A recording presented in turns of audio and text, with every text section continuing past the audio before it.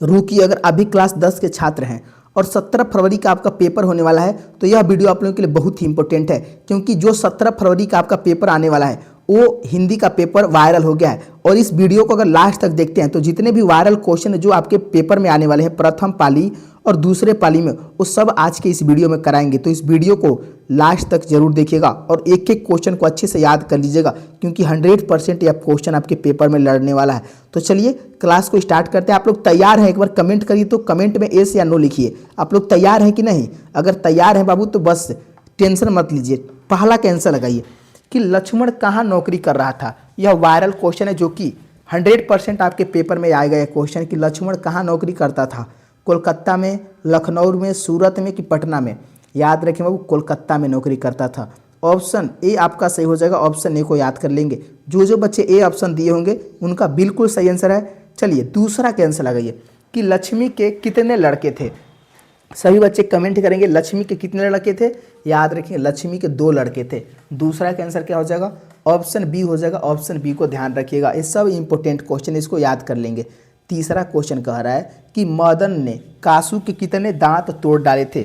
जो मदन था वह कासू के कितने दांत तोड़े थे? 1 दांत कि 2 दांत? याद रखें 2 दांत तोड़ डाले थे।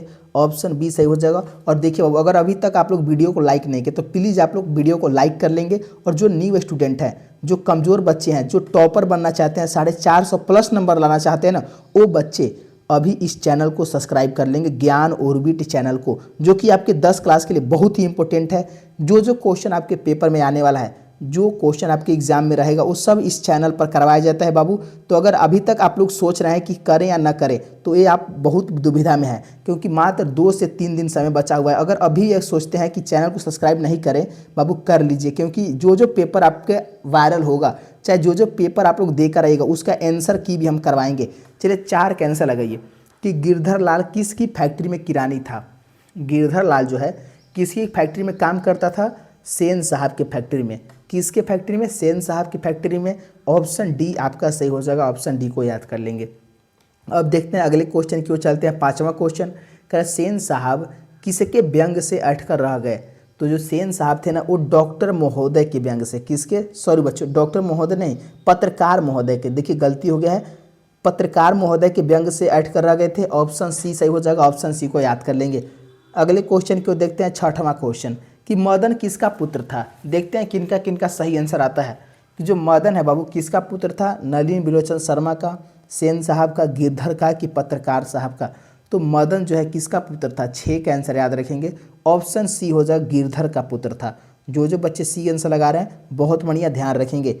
अगले क्वेश्चन की ओर चलते हैं। 7वां क्वेश्चन, सेन साहब की कार की कीमत क्या थी। यह 100% क्वेश्चन आएगा प्रथम पाली और दूसरे पाली में। और आप लोगों से एक क्वेश्चन पूछते हैं, आप लोग इसका आंसर कमेंट में दीजिएगा कि आप लोग का कौन कौन पाली में एग्जाम है, किन किन बच्चों का प्रथम में है एग्जाम, प्रथम पाली में, और कौन कौन बच्चे दूसरे पाली में है। अपना अपना पाली का नाम लिखिएगा, आपका प्रथम पाली में है कि दूसरे पाली में। सारे बच्चे कमेंट करेंगे, जरूर करिएगा बाबू।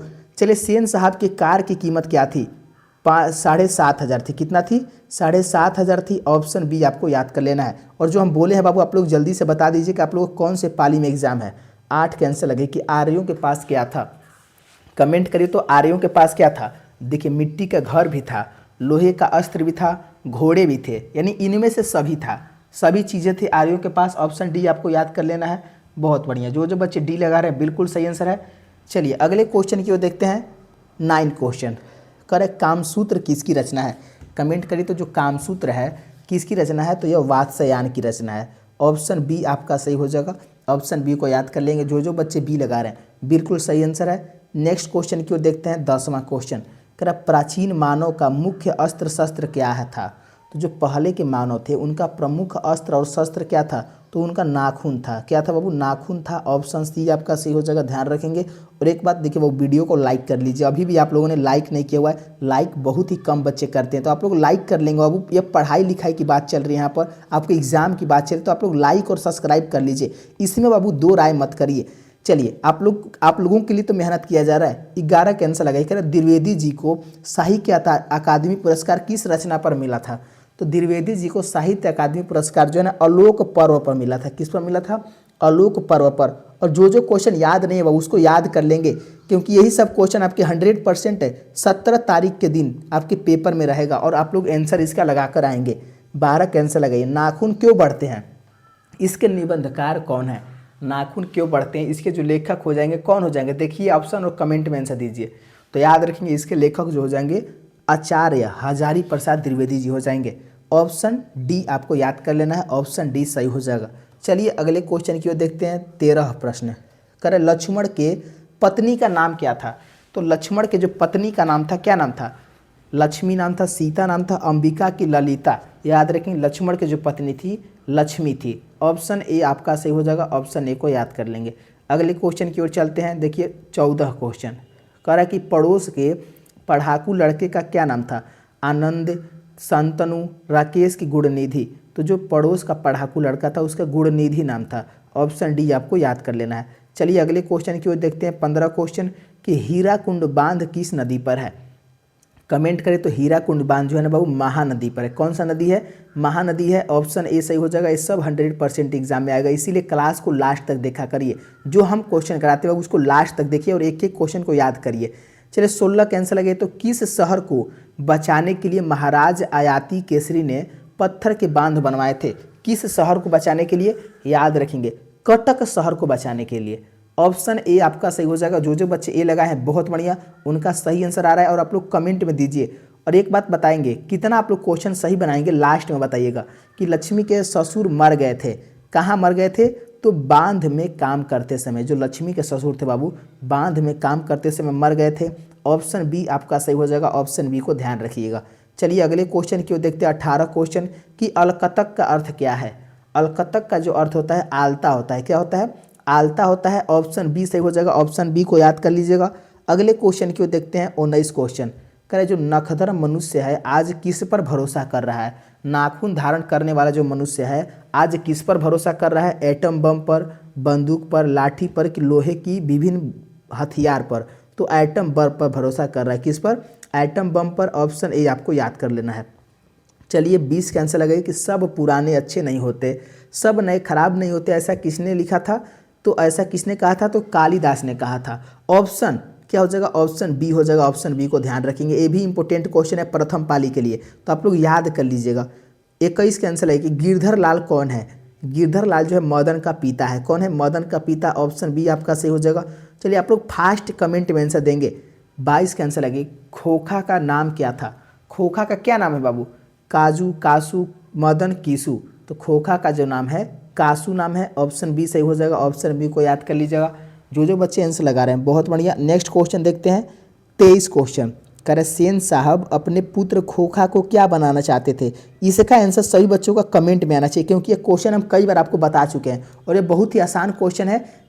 जो सेन साहब है अपने पुत्र खोखा को क्या बनाना चाहते थे? सभी बच्चे कमेंट करेंगे। डॉक्टर, वकील, बिजनेसमैन या इंजीनियर या कार ड्राइवर? आप लोग कमेंट में इसका आंसर दीजिए, हम लास्ट में इसका आंसर बताएंगे। चलिए 24 का आंसर लगाइए कि मदन की उम्र क्या थी? देखते हैं किसका आंसर आता है। मदन की जो उम्र थी ना बाबू 5 से 6 साल थी। कितना थी?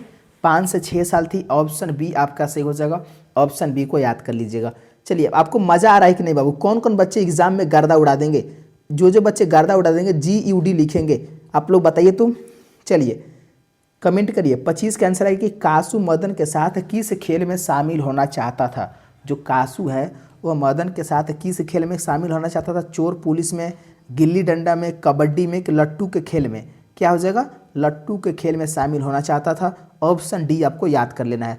अगले क्वेश्चन की ओर देखते हैं। 26 क्वेश्चन कि रगम्पा कहाँ का रहने वाला था? याद रखिए वो रगम्पा जो है वह वेंकटपुर का रहने वाला था। कहाँ का रहने वाला था? वेंकटपुर। ऑप्शन सी सही हो जाएगा, ध्यान रखिएगा। अगले क्वेश्चन की ओर चलते हैं। 27 क्वेश्चन कि रगम्पा मगम्मा से कहाँ मिलता है? तो जो रगम्पा है बाबू मगम्मा से कहाँ मिलता है? तो कुएं के पास मिलता है। ऑप्शन ए आपका सही हो जाएगा, ऑप्शन ए को याद कर लेंगे। जो जो बच्चे ये लगा रहे हैं बिल्कुल सही आंसर है। चलिए नेक्स्ट क्वेश्चन की ओर चलते हैं। 28 क्वेश्चन कि रगम्पा कौन था? रगम्पा जो है कौन था? व्यापारी था, जुआड़ी था, वकील था कि किसान था? तो रगम्पा जो था क्या जुआड़ी व्यक्ति था, जो कि ऑप्शन बी आपका सही हो जाएगा, ऑप्शन बी को ध्यान रखेंगे। नेक्स्ट क्वेश्चन देखिए 29 क्वेश्चन कि मगम्मा के बहू का नाम क्या था? मगम्मा के जो बहू का नाम था नजम्मा नाम था। क्या नाम था? नजम्मा। ऑप्शन बी आपका सही हो जाएगा, ये भी इंपॉर्टेंट क्वेश्चन है। चलिए 30 कैंसिल लगे तो दही वाली मगम्मा कहानी किस भाषा में अनुदित है? किस भाषा में लिखा हुआ है बाबू? तो कन्नड़ भाषा में लिखा हुआ है। यह कर्नाटक की कहानी है और यह कन्नड़ भाषा में लिखा हुआ है। तो ऑप्शन बी आपको एकदम याद कर लेना है। 31 क्वेश्चन कैंसिल लगाइए। कह रहे कि बी आर नारायण ने किस कहानी का अनुवाद किया है? देखते हैं 31 का किन का सही आंसर आता है। तो जो बी आर नारायण थे ना बाबू, दही वाली मगम्मा, कौन से कहानी का अनुवाद किए थे? दही वाली मगम्मा कहानी का अनुवाद किए थे। ऑप्शन बी आपका सही हो जाएगा।